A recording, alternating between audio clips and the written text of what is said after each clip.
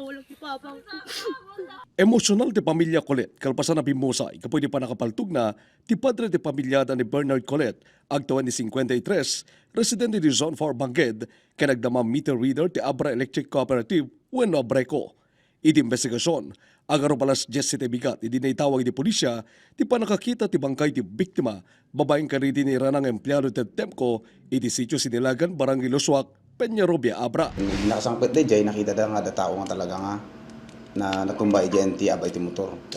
So nag-respond kami jay Sir Archie, and then nakita mi nga adadara da jay motor ken adapay mo dara da badun jay tao.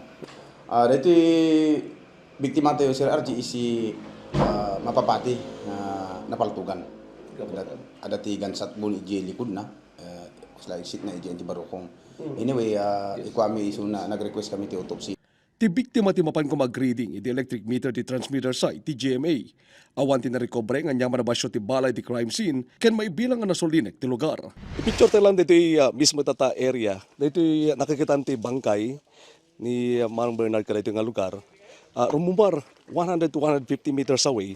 Makita met DJ mismo tata lugar nga nakakitaan iti dito attempt ko employee nga ni Daniel nga napapatay met itay napalabas nga bulan iti Disyembre. Ken from here, rumumbar, more or less mga 200 meters away. Makita DJ mismo transmitter site. Nga DJ ita ti rumumar pagturungan Manong Bernard tapos hindi kasta mapanag-reading itangal daw. Awan ti naka-duty ti transmitter site hindi mapasamak ti insidente. Positibo meta na bigbig ti biktima, babaeng ka ti miyembro ti pamilya na, ken katrabahuan na. Yung baga na kanya ni Papa nga na adaridingan na tayo, sir. Tibig, nabigat. Sa day, sir. So lang matilas nga pinagpatang may irabi. Baya, nagsaw kami, sir, kasi hindi gina-easter, sir. Di padbantayan, di easter na. Yung reaction mo, dahil nga napasamak, sir? Sakit, sir. Ang palagsing in kami sir ta napakigtutan kami mami ta kami mamukas sa mga pasamak sir ta nasing buo mampapang ado mo ti gagayam na ta sir so mo sir sa tawang pala ti amumi sir no kapayang ay no barada data sir nasakit but atiri namin sir ta kasi di napasamak kanya na sir di may mamuno nya muti ko na tapos pasamak na sir. Ang may istorya na niya. Awa mo sir ti naibagbaga na kanya mi sir.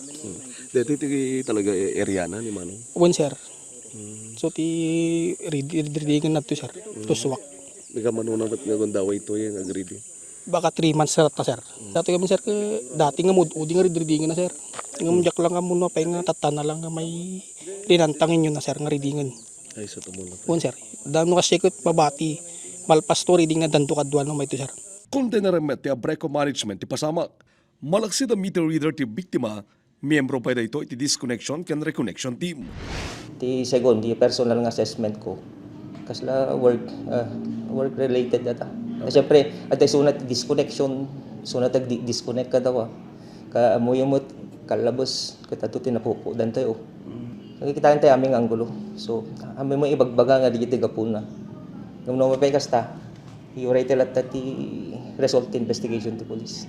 Inpaimadan ni pulisya ti panakiwaya tinuunay investigasyon ket nakasagana damang ipaay tinyaman na suporta para iti panakasulbar ti insidente. Kuna ti pulisya, adalen da aming nga anggulo tapos mamuan ti kangro na motibo ken suspect ti pamaltog.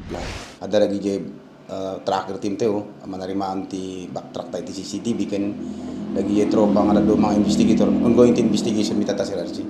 Medyo blanco kami pa lang kada gito hopefully lejay may establish mi nga lagi nga investigation ket sapay kuma ta ada dagiti rumor nga makatulong to kanya mi Sir Archie tapos itigas takit mai-connect mi no nya tiga po pa nakapatay na dito yung biktima tayo.